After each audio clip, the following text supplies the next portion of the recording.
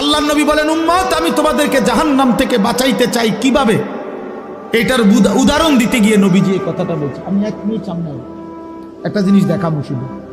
মানে আমি ওনারে মহব্বত করি, তা আমি ওনার হাত ধরে বললাম, ভাই আপনার আমি হাতে ধরে বললাম, আপনি যায়েন না, ওইটা আগুন, আপনি ধ্বংস হয়ে যাবেন।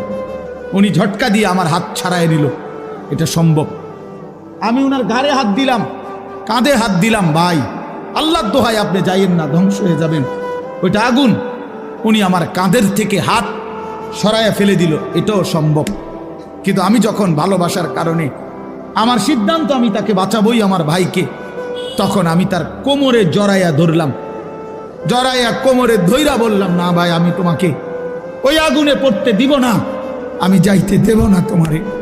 আল্লাহর কসম নবীজি বলছে, উম্মত আমি আমার এক এক উম্মতকে কোমরে জড়াইয়া ধইরা জাহান্নামের আগুন থেকে বাঁচাইতে চাই।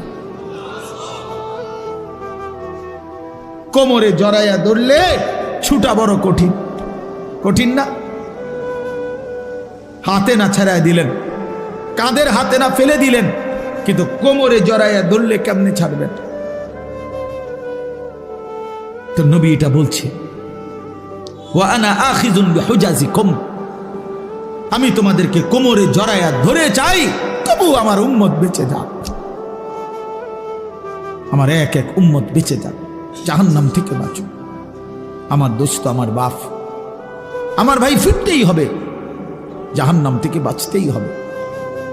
দোস্ত বিষয়টা মামুলি মনে করেন, এটা একটা ওয়াজ করছি এই জন্য, আর 10 জন বক্তা ওয়াজ করছেন, আমিও করছি, না রে ভাইয়া, এই জন্য না।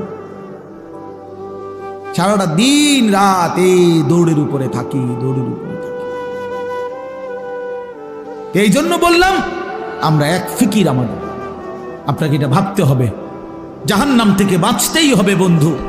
কোরআনে আল্লাহ বারবার একটা কথা বলছে নবীজিকে, আমাদের নবীকে পর্যন্ত আল্লাহ বলছে, বন্ধু ওমা আদরাকা মা হিয়া, এই বন্ধু জাহান্নামের আগুন কেমন আপনি জানেন? নবীজিকে বলছে আল্লাহ। নারুন হামিয়া, বন্ধু আপনাকে বলছি, লেলিহান আগুনের ধাউ ধাউ শিখা জাহান্নামের আগুন।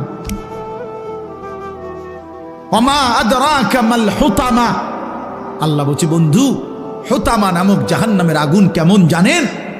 তো নবীজিকে আল্লাহ বলছে নারুল্লাহিল মুকাদা, আল্লাহ বলছে নবী আমি আমার কর্মচারী দিয়ে আগুন লাগাই নাই, আমি আমার কাজের লোক দিয়ে আগুনটা লাগাই নাই, আমি আল্লাহর হাতে লাগানো জাহান্নামের আগুন, এই আগুন আমি লাগাই দিছি। নারুল্লাহ